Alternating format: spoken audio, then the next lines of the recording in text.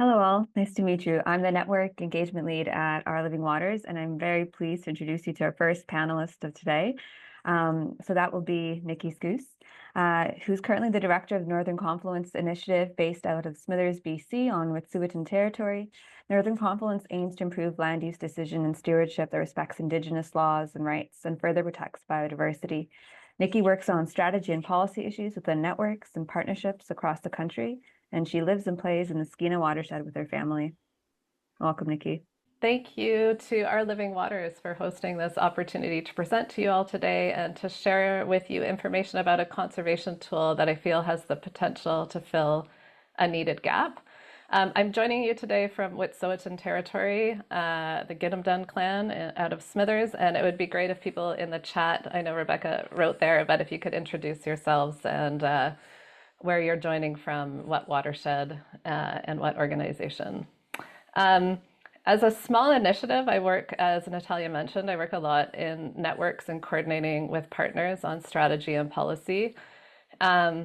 So way back, it's now been a decade, when the federal Liberals first got elected with a mandate to modernize the Fisheries Act and restore lost protections.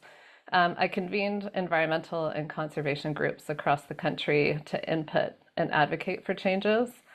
And from our perspective, several gains were made in the 2019 Act, including things like a new overarching purpose, inclusion of Section 35 and Indigenous rights, adding key sustainability principles as considerations for decision making and in making regulations under the Act, provisions specific to ending overfishing and to rebuilding depleted stocks and reinstating the had provision.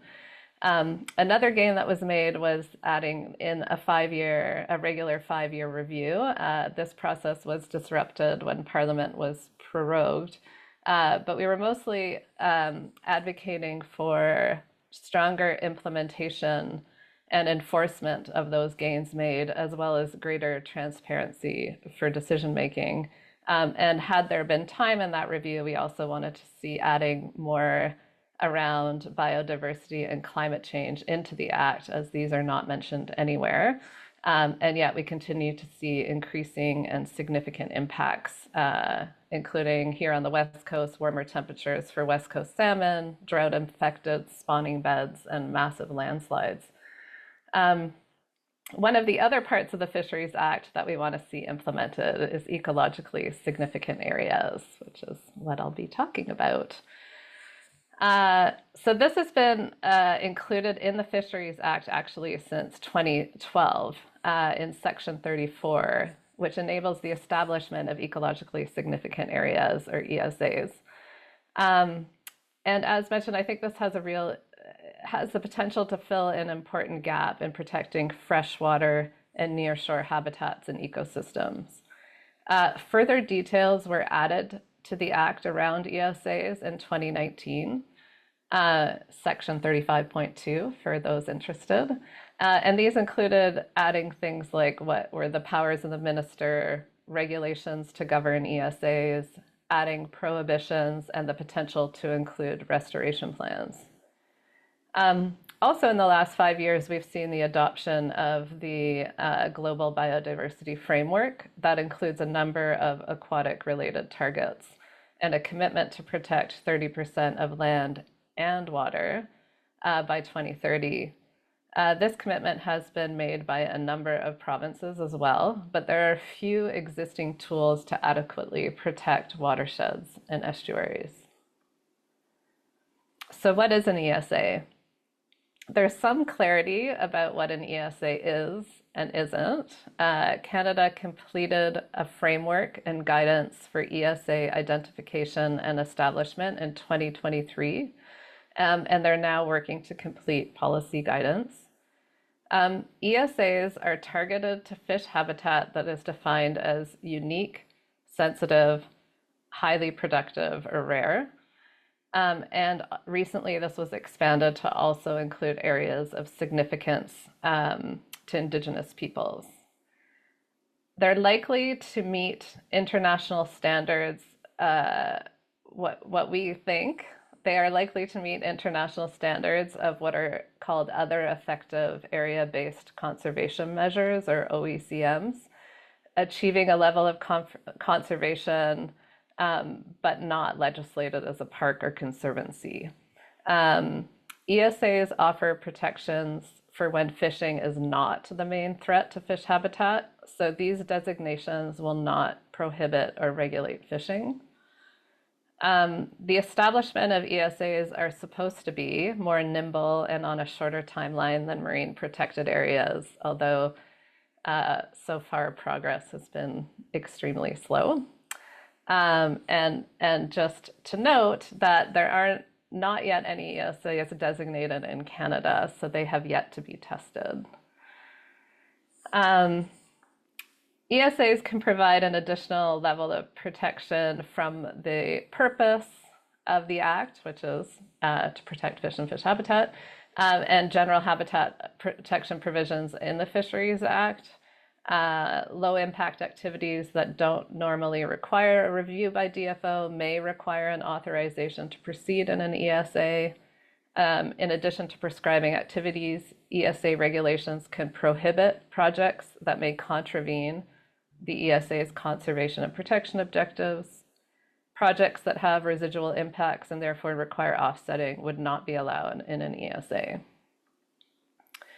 So I think just like with legal land use plans, the sort of legal conservation and protection objectives are what will provide clarity or the main protection mechanism within ESAs. So they'll provide the clarity of what's allowed and what's not allowed, or additional scrutiny or requirements for certain activities.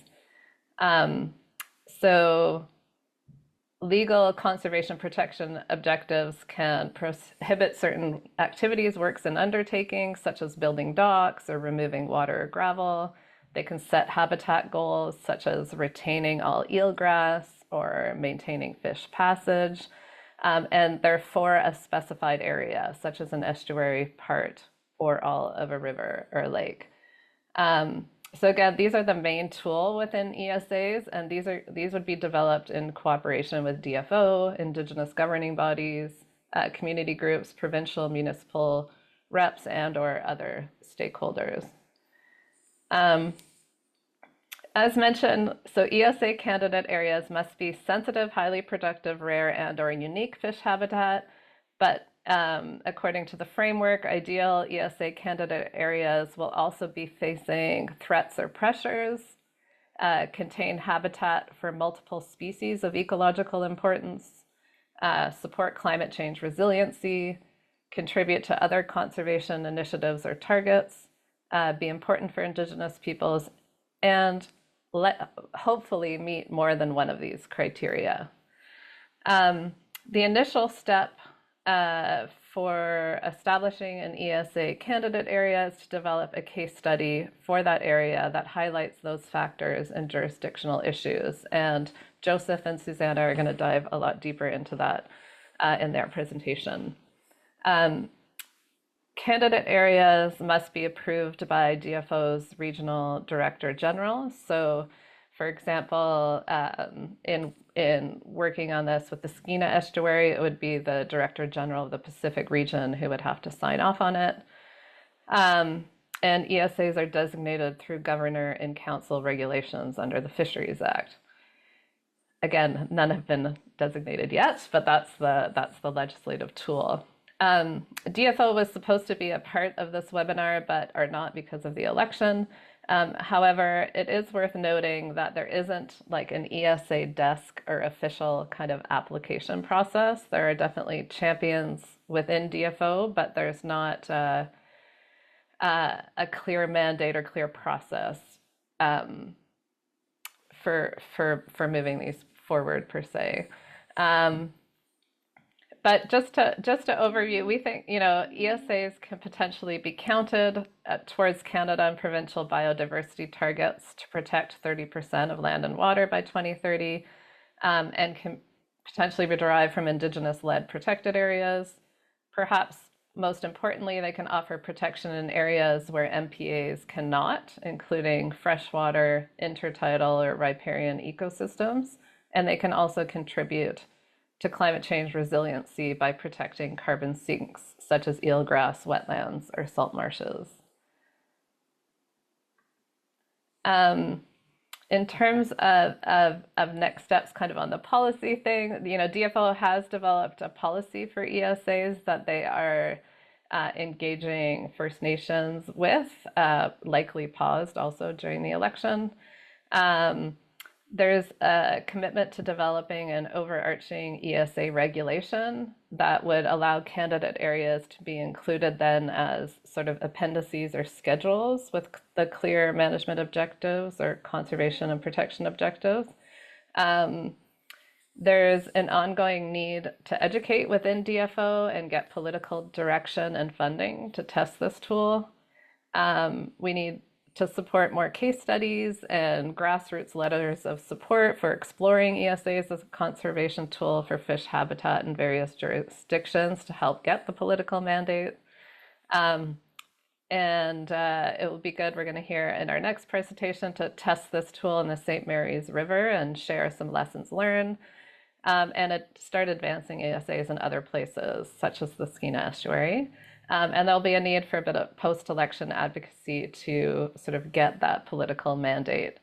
And just to reiterate, Northern Confluence, along with Oceans North, we've been doing a lot of advocacy for ESAs, but are definitely in a bit of that chicken and egg situation. Like, we remain confident in the law and some of the framework.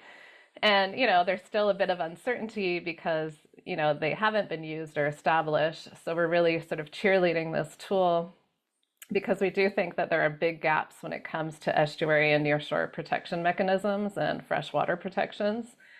And also we think, given that none have been designated, there's also like a little bit more flexibility and potential ability to make it work for different ecosystem types. So we hope that sharing this information with all of you will help generate a few more champions to try to push to get this tested and used in different parts of Canada. And lastly, while no ESAs have been established, in November last year, the St. Mary's, I think it was November, St. Mary's River in Nova Scotia was announced as the first candidate area. So I'd like to introduce our next speakers who will speak a bit about that. So we're going to hear from Scott Beaver, who's a newly elected local municipal councillor for St. Mary's District in Nova Scotia. Scott has also dedicated the past 10 years plus as the president of the St. Mary's River Association, providing leadership and engaging partners to enhance, protect, and promote the St. Mary's River as a healthy ecosystem for Atlantic salmon and other native animals and plant species, as well as a rich community resource worth protecting. And Scott's joined by Alana Siliboy, who is the Cultural Education and Engagement Manager for the Confederation of Mainland Mi'kmaw. We are here in Nova Scotia on the St. Mary's River, in Nabusaknak, and as it is in Mi'kmaw. So we're in the unceded territory of the Mi'kmaw Nation, on a river that's right on the Atlantic, one of the longest rivers in Nova Scotia. So we're pretty proud of this river that we have here. And this is the introduction slide. As I was introduced, my name is Scott Beaver. I'm here with Alana Siliboy and Janice Flynn, and Janice and Alana will jump to difficulty, but we'll do our best. As our last presenter said, we are Canada's first official candidate river. So here on the East Coast, we're super excited, proud, and we're very privileged to have this title. Although we're not designated yet, we're working very hard to become designated. So there's just a couple little shots of our river as we go along. I tried to take the presentation and put pictures. It's just filled with pictures for the most part. So So this is one of the federal government's maps that they made up of the St. Mary's River Drainage Basin. You can see that there are four drainage basins to it. We have a east branch, a west branch, a north branch, and in red is the main branch of the river. And our river's kind of unique in a couple of different ways. One big way is that there's a plate, two different plates that kind of go right through the middle of the river. So one side is somewhat acidic, while the other side is not acidic at all. It's kind of got limestone and whatnot feeding into it. So they come together and in the main branch, and we have a beautiful water system there. We do liming projects and lots of restoration work on our west branch to try to work on some of those old effects from the acid rain back in the 80s. Lots of work going on with that in that section.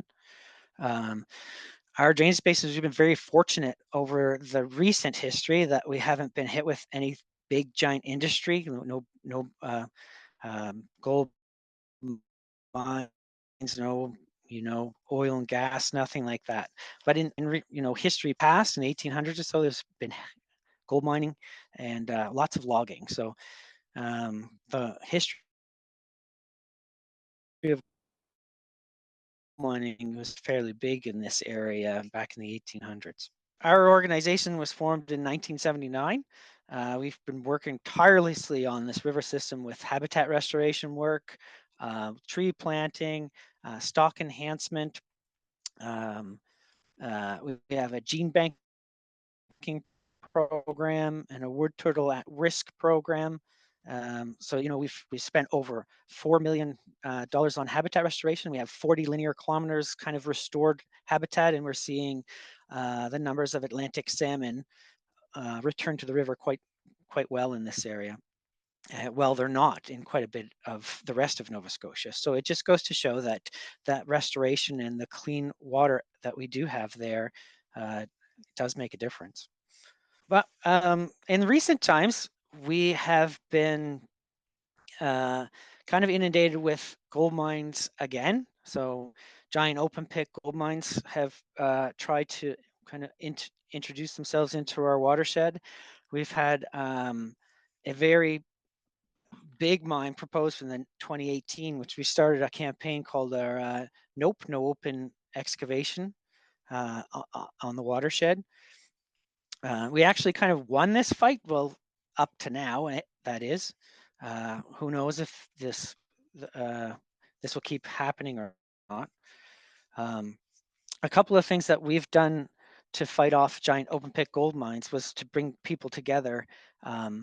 Is we've recorded underwater spawning salmon in watershed that feeds the river, where the actual gold mine was proposed to put their effluent. Yeah, so we did that. We proved that there were salmon in part of a watershed where the actual gold mine executives told us that there were not. So we went out with a team of underwater film photographers and captured that footage. Very rare footage. It went actual international. So it's stories that we kind of just needed to tell and went along our way and did. Another one that we did was impressive, that I thought was quite well done, that made lots of headlines too in our area, was a local musician recorded a song called For All the Gold. This was Dave Gunning, and put it on his record. So that was very important for us too. And reflecting kind of back on all of this, I think we learned some very important tacticals and strategies. And up to that point, we were not really good at telling our stories about our habitat restoration work, about what we did in the river for the last 15, 20 years.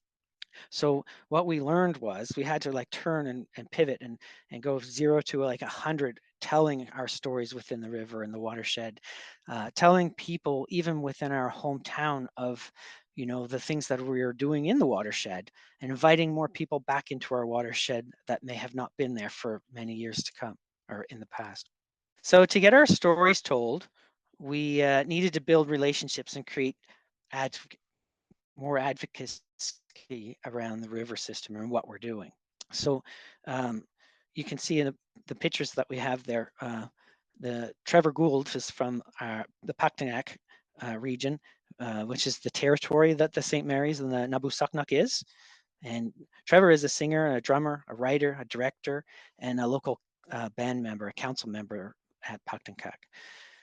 Below that is a painting that Darren Julian painted and is in one of our museums along the river system. And to the right of that, we have managed to bring out 3 ministers of the province out on the river system. So it's very important, I think, that we show people the river system. They need to have boots on the ground, and they need to be out there and seeing why a river system and freshwater ecosystems need to be protected. Because I can tell you, without a doubt, having people with boots on the ground and seeing what's going on, it really, really makes a big difference. The smiles and things that go on then. And it wasn't 3 weeks later after this that the ministers protected a main watershed that would have fed to that proposed gold mine and literally stopped it in its tracks. So getting people out on the watershed make a big difference. And the bottom right-hand picture is a picture of has a few people kind of from a lot of our advocacy groups and partners and allies. And this was the day that the St. Mary's became the first candidate river. I just wanted to highlight the amount of work that all of these little entities and associations and allies have been doing. It really shows that great work can be done when we bind together with like-minded people and people who are caring and the boots on the ground individuals. It doesn't matter where you're from and what work you're doing. We all come together with the love of protecting this habitat and this beautiful space here in Mi'kma'ki. And it gives you hope, for that truth and reconciliation. And this is an action coming out of that. And then all of these individuals coming together. I don't think there could be a better group of people and like-minded people who care so much about something.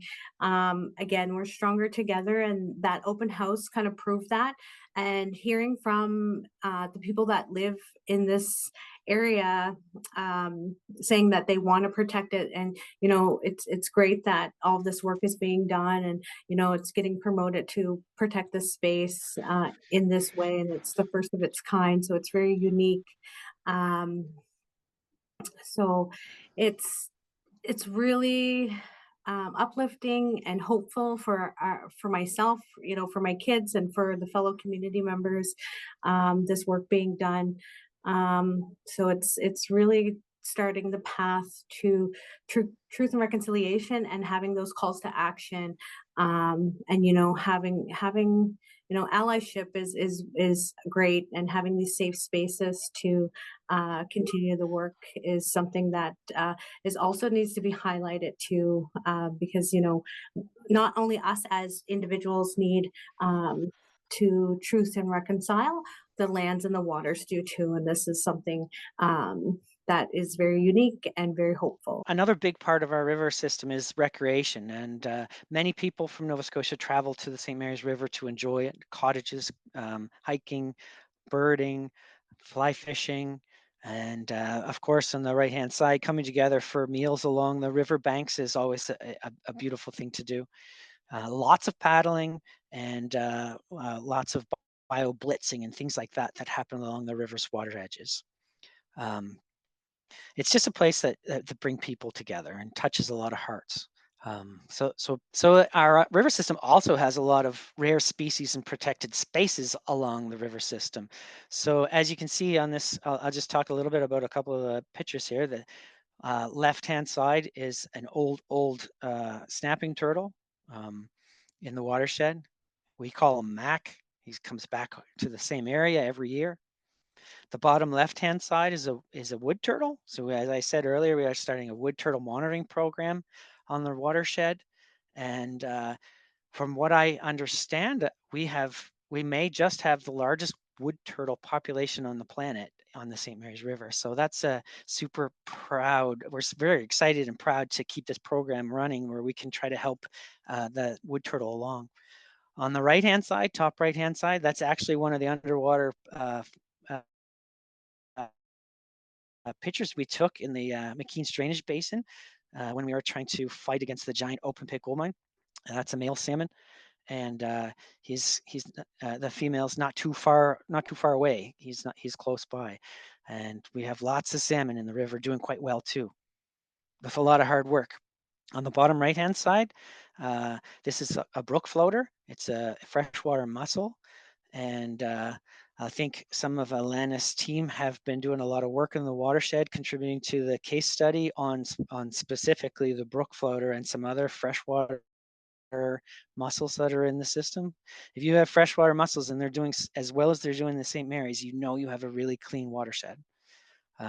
So in terms of protected spaces, we have Ducks Unlimited have properties purchased along the St. Mary's River. The Nova Scotia Nature Trust has about 2,500 acres protected now along the watershed in the riparian zones.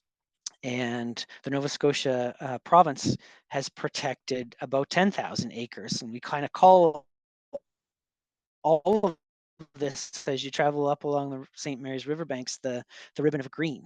And so we're working on a paper now that can identify other properties to be protected too. So, so education and branding, we take a pretty seriously with our education programs. We spend a lot of time within the community with the children, with kids. We get them out to do salmon releases. We make bird boxes. These are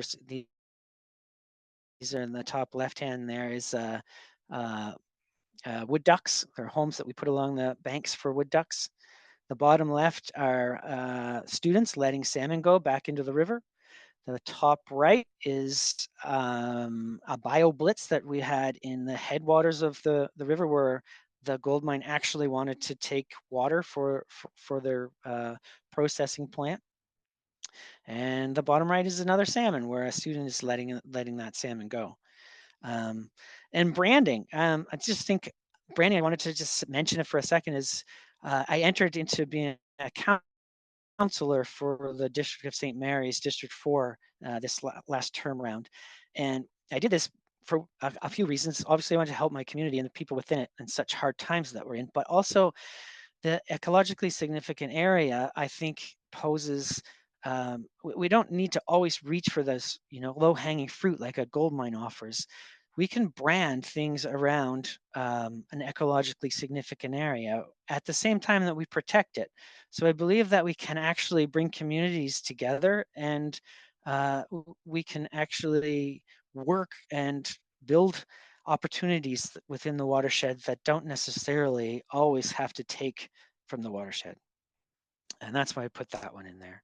And just the last thing that I wanted to mention on it, coming from the perspective of being the first candidate river and having to fight off giant gold mines and all of the work that we've been doing on the watershed as teams coming together, it's very important to find those local champions and bring them in. So we all need to work together and contribute to becoming a ecologically significant area, or for that matter, whatever it is that we wanted to accomplish. So there's a picture of Alana on the top left. On the right is Chris Miller. He's with the CPAWS. CPAWS, what's that stand for? The Canadian Parks and Wilderness Society. The bottom left is my daughter. Actually, she's actually been quite a spokesperson in the community, which makes me really proud. And on the right hand side, we have a representative from the Atlantic Salmon Federation, and she's actually done a lot of work within the watershed and around to advocate for the health and well-being of Atlantic salmon. And her name is Deirdre. So that concludes our presentation. We just finished this off with hugging a big giant tree that's in the watershed. That's another one of my daughters hugging the tree.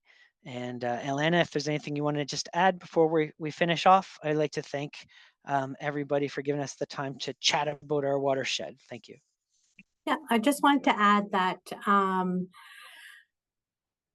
this ESA work has been very meaningful to me as a Mi'kmaw person because of when we first gathered down on the river itself. There was a meeting, and it was kind of all the project partners, and we're like, we need more Mi'kmaw people involved, and more Mi'kmaw people need to know about this. Our communities need to know about this.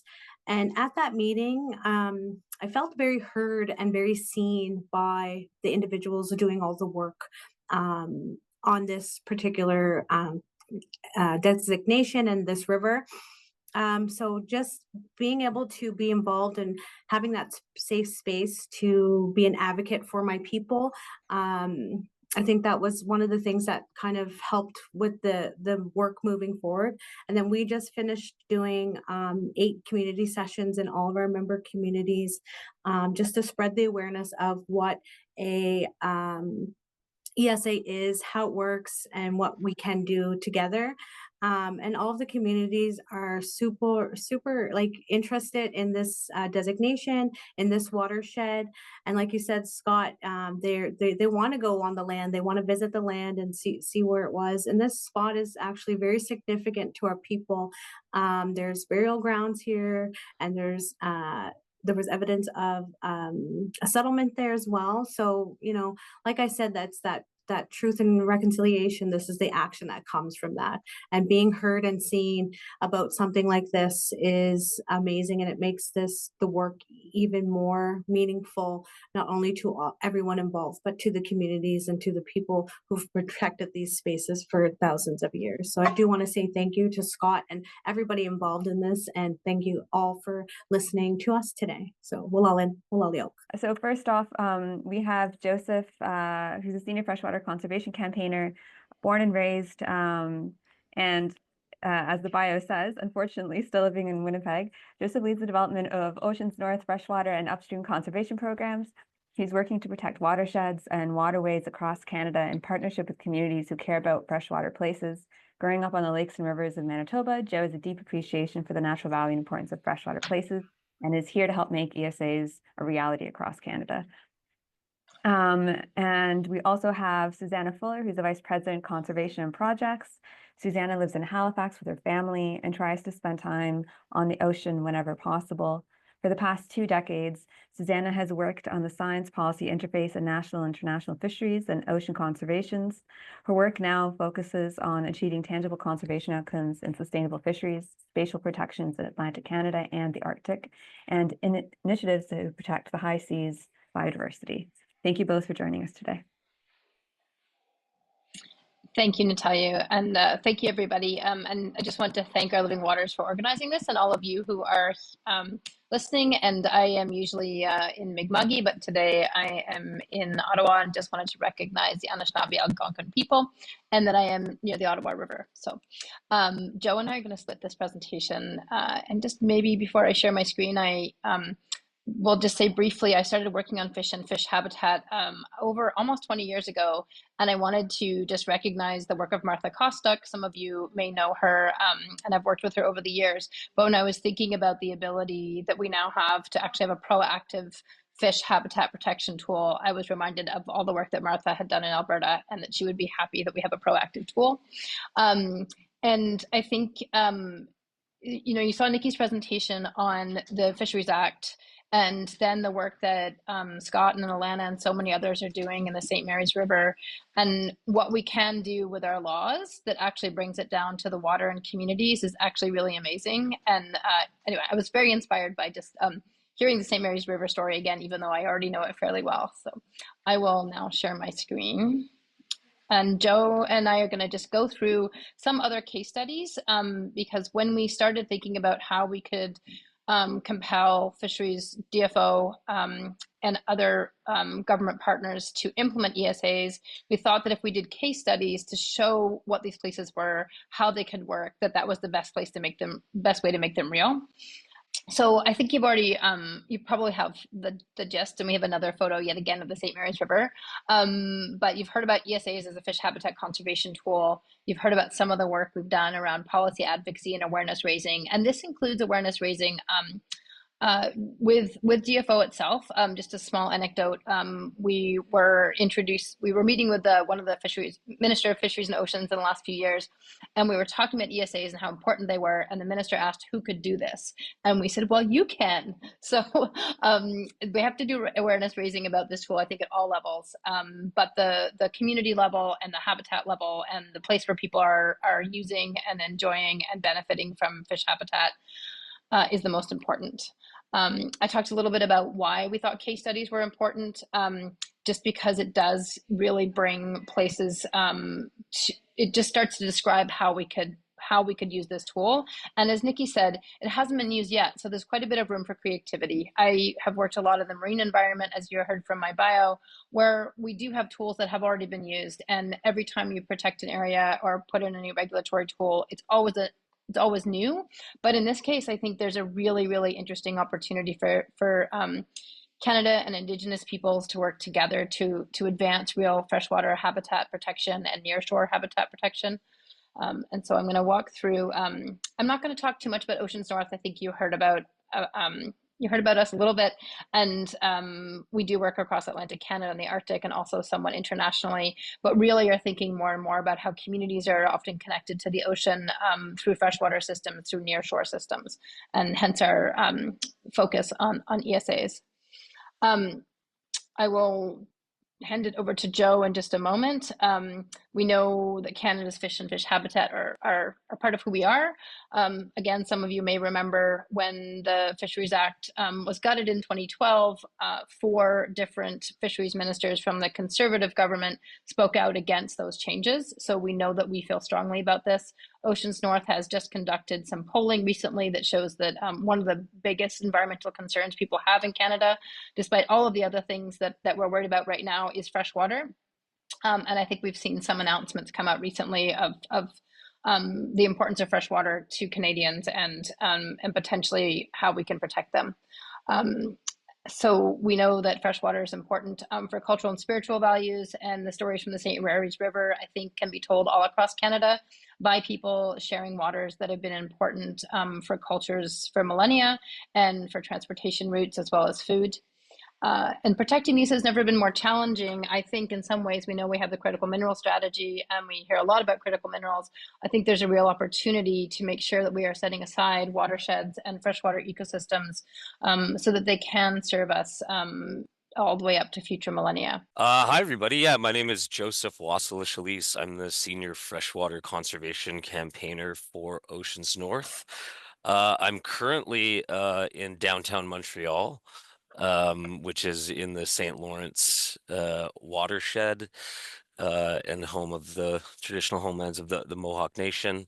But I'm from Winnipeg, Manitoba, which is home to the traditional homelands of the Cree, Oji-Cree, Anishinaabe, and the homeland of the Red River Métis. And Winnipeg's fascinating because it sits at the confluence of 2 very large watersheds, the Red River Drainage Basin and the Assiniboine Drainage Basin. And all of that flows north into Lake Winnipeg and then on into Hudson's Bay. I'm very happy to be here with you today. As Susanna sort of mentioned in her presentation, the advancement of the ESA tool has really been a partnership, sort of a collaborative ongoing effort between DFO and grassroots organizations who are trying to create the space within civil society to really move this tool forward. And there's all sorts of advocacy that's happening, you know, local level governments and organizations sending letters of recommendations and things of that sort. But one of the most, I think, effective tools right now that we have for advocating for ecologically significant areas is the case studies question. And as Susanna mentioned, case studies were really proposed by organizations like ours to DFO, and they said, yeah, great, and now we're helping them by doing the case studies. So it's kind of a really interesting dynamic there. And so I'll unpack what case studies are in a little bit. So far, there's been 4 studies that have been published. And these case studies are sort of well matched or mirror the framework that DFO has created for the development and implementation of ESAs. We've got one candidate identified, the St. Mary's River. Congratulations, Scott, on all your hard work on that front, with several others up for consideration. And I think for us, when we're thinking about case studies, we want them to reflect the diverse array of both ecological and biological context, but also the political and economic context across the country, because there isn't a one size fits all for the ESA framework. And I think that's what makes it a great tool, is it can really be developed at local levels for the specific contexts that are there within. This is a website called fisheriesact.ca, which was put together by several organizations that have been working on this issue. It's a great resource. It kind of outlines all of the major changes or improvements that are in the modernized Fisheries Act, which you can see here, including the ecologically significant areas tool. And so for those that are interested in case studies, and I hope by the end of my talk, many people on the call will be interested in doing an ESA case study, this is where you can find the 4 existing examples. And I'm going to just quickly show us the Skeena River Estuary case study. Nikki, who you've heard from already, has worked very hard on this area and in producing this case study. And I'm not going to read this word for word, but I just want to give folks a sense of sort of the what's entailed in a case study. And so, we've got an overview and a description of the area. Um, what's also interesting here is it's an opportunity, uh, to almost do in some cases, a literature review. Some areas maybe already have a lot of research, or there might already be a lot of scientific or traditional knowledge. And it's a good place to kind of summarize that, as well as the ecosystem services that are provided. And then through that, that sort of review of the ecosystem services, the threats, the needs and understandings of any one given area amongst all stakeholders, we can begin to identify conservation and protection objectives. Um, um, and Also, another key element of the case studies is sort of the various jurisdictional elements. Who's already involved in managing the wetland or the watershed or the nearshore environment, what stakeholders are at play, and what jurisdictional challenges or opportunities exist there within. And also identifying opportunities for future monitoring and research needs. Again, to unpack the Skeena estuary case study, it was really helpful. It sort of begins by talking about the context and the work that's already been done to date, which I think is a really important part of ecological significant areas, right? We're not reinventing the wheel. We want to build off of the work that others have done in protecting a space. And so the Laquiums declared in 2016 that Lilu Island and several other sections or areas within the estuary are protected and will be protected by the Indigenous peoples there for generations to come. There were also letters of support in support of the ESA, unpacking additional sort of elements of the governance and management of the area. And really, like, one of the main important things of the case studies is to present the possible conservation and protection objectives. And so here's just a smattering of them.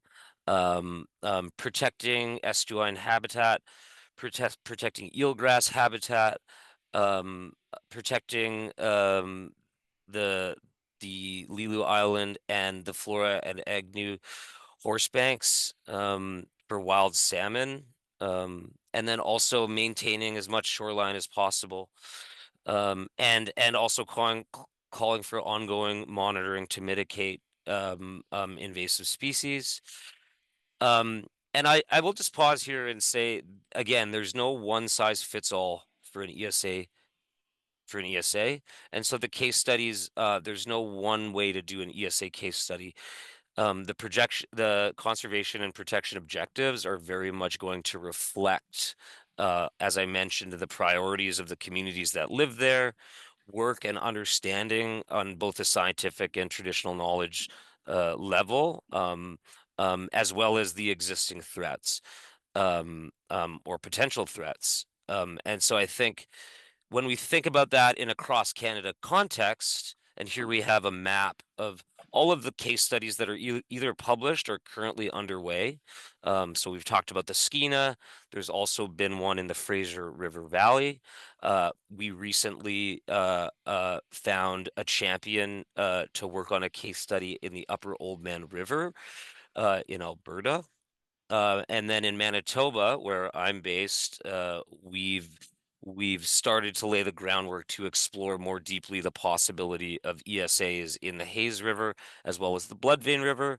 And then out east, you can see the Bay of Fundy salt marshes, and others.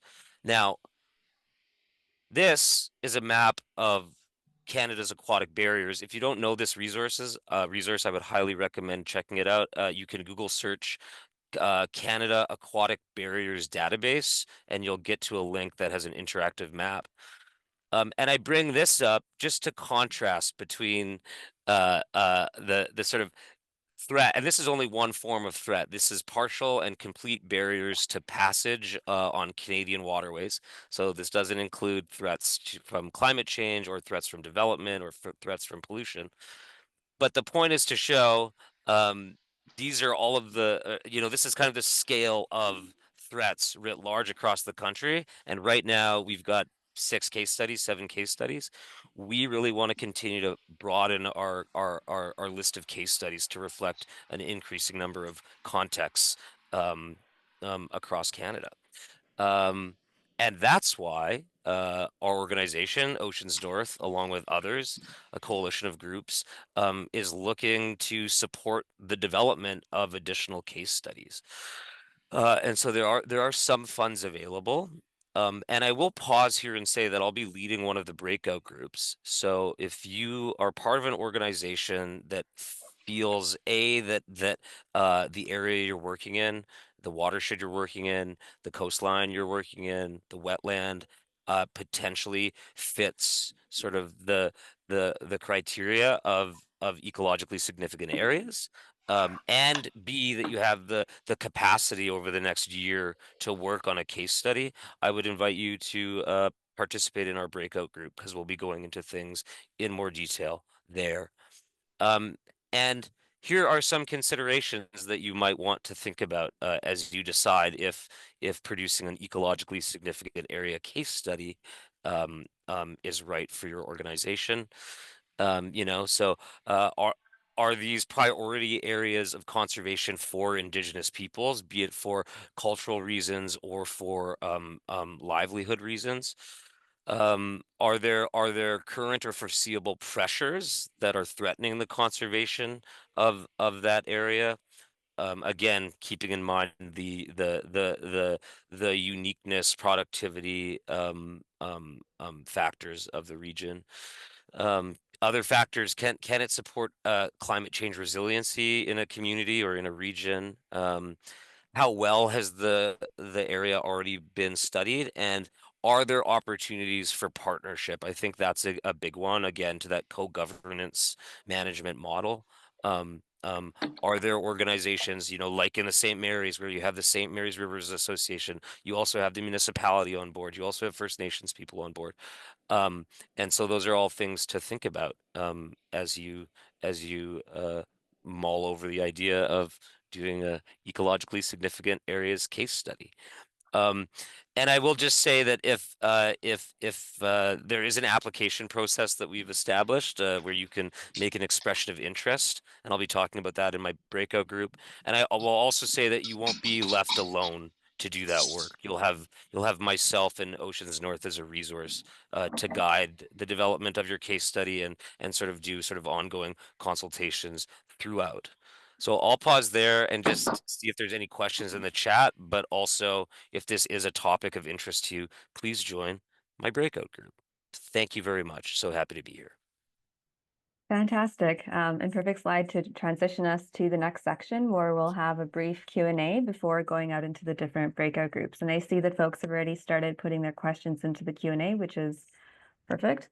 The first one that we'll have answered live is from Sebastien, asking, regarding the ESAs, have you worked on aligning the federal conservation or protection designations with the provincial ones? Is it possible to have dual statuses, say Quebec and Canada? So I think, like, just from my perspective, and Suzanne, I can maybe elaborate on this. I think that I don't think that there's necessarily been kind of alignment between different provincial tools. I think that there is a recognition, though, that obviously in freshwater jurisdictions, the provinces will have to be on board for accepting whether whether they'll accept an ecologically significant area. And in a case study, more like, this is my analysis, but like in terms of, for example, the province actually doesn't have very much jurisdiction. It's more the Prince Rupert Port Authority, which is federal, a bit of regional district, and then definitely Indigenous jurisdictional overlap. So the province is very sort of secondary to that or what have you, but we've been doing advocacy and meeting with the province to get them on board. I don't know if Susanna can speak to it is I think the ideal thing is that the provinces would not oppose these designations. Yeah, and I can't speak to I'm not familiar with Quebec legislation. Just to take a step back, Nikki and I worked really hard to try and get the federal government to include freshwater and water and aquatic protection in the nature agreements with provinces. That didn't happen in part because DFO wasn't really ready to have that engagement, and it was led by ECCC. I do think, as many of you will know, in some provinces, they really are allergic to any jurisdiction by DFO. And in other provinces, they may see a benefit to having the federal government be in partnership. I think actually it's one of the biggest obstacles in an ESA is to have that jurisdictional partnership. But I think you can get that where there is a commitment already to biodiversity protection, where there are real grassroots groups working, where municipalities are supportive. So we don't know because none of these has happened yet. So I think as the Nova Scotia St. Mary's River goes forward with a province that has committed to protecting 20% of its land and waters by 2030, there's a real opportunity to show that there can be collaboration. But we probably need to get past this current sort of political cycle that we're in, or not cycle, but we need to get past the federal election and to have things settle out to see where there's willingness to really collaborate with DFO on this. And I will just say, I think it really, really depends also on the DFO region and the staffing, where staff are really committed to working through ESAs with local groups. That's where they're moving forward. And the other piece as well is that because there's no dedicated funding yet for ESAs, none of the regional director generals have been told to go and look for them and scope them out and work with the provinces. So I think that that's another opportunity that, over the next few years can help maybe enable cross-jurisdictional partnership. That's the positive side. I mean, provinces could just oppose, but where there are groups working at the grassroots, I think that's where provinces are less likely to oppose. Thank you. And I understand it's an ongoing piece of analysis. There's quite a few aspects of this policy tool that DFO will be looking to you all in attendance for feedback during the breakout sessions.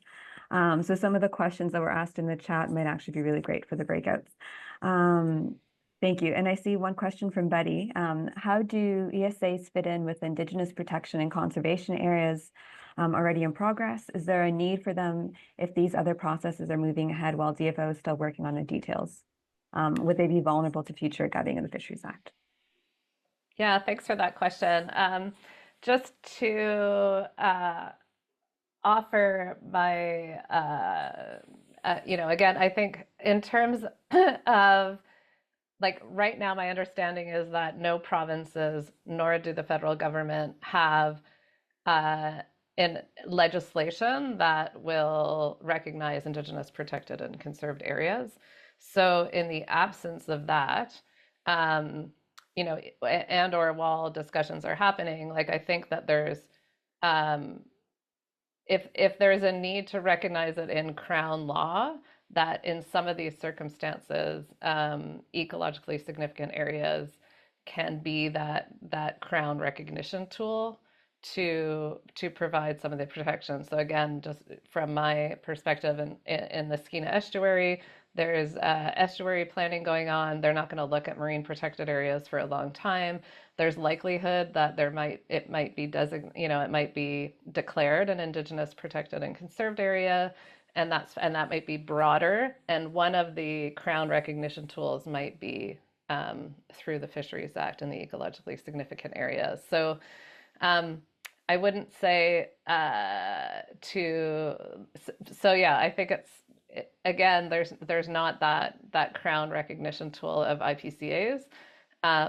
And this tool isn't proven. So, I mean, there could be some overlap that this is just one way of federal recognition of some of the conservation and protection objectives that are desired through IPCAs. We are hoping that this is a piece that doesn't, that the Fisheries Act doesn't get gutted. When the new protections were restored, there wasn't much opposition from, it wasn't as controversial as the Impact Assessment Act, and had more general approval across the board. And we have reminded the Conservatives that ESAs were put in during that time. And ESAs are definitely, though, there's definitely a need for DFO to be working with Indigenous peoples. There's a strong recognition of that, and seeing that as core to developing the conservation and protection objectives. When most of you registered, you also asked questions, which DFO did respond to. So we will also be sharing out that as a Word document along with the recording to this presentation. And there's a bit of a similar question from Frank. This will be our last question before we dovetail into our breakouts. And Frank asks, are PANAs, protected Aboriginal natural areas, and ESAs protected to be possibly congruent? Would the Species at Risk Act also apply? I can try that one. I think we don't know. I mean, this is again, like, I think if there were an ESA case study that overlapped or integrated somehow with the PANAs, they could be very congruent. I mean, keep in mind under the Fisheries Act, it's very specific prohibitions on activities other than fishing. So that is the tool that the Fisheries Act has, and it is a tool with teeth. I did respond in writing to another question on EBSAs and key biodiversity areas and important bird areas. So, and if Sarah would apply, I think maybe, again, this hasn't been tested, but one could imagine that where there was critical habitat for a species at risk, that an ESA could be seen as a tool to help protect that critical habitat. Again, we've never seen this happen. We don't know, but I think there's that would be really interesting to do a case study where critical habitat has not yet been protected. A species is listed under SARA. What is another tool? And we've often thought that the Modernized Fisheries Act could be a companion tool to SARA where other species don't get listed or critical habitat doesn't get protected, both in the marine and freshwater environments. It hasn't been used like that yet, but I think there are opportunities to do so. So I really appreciate everybody joining today to learn more about this. And, we need more advocates to try to, push to get the political will, to give that direction. And then also the sort of grassroots organizing, like we saw in St. Mary's River, of having community champions and Indigenous peoples and municipal, all coming together and kind of and working towards doing this. So hopefully we'll see more of that. And I really appreciate Our Living Waters for helping organize this and get the word out.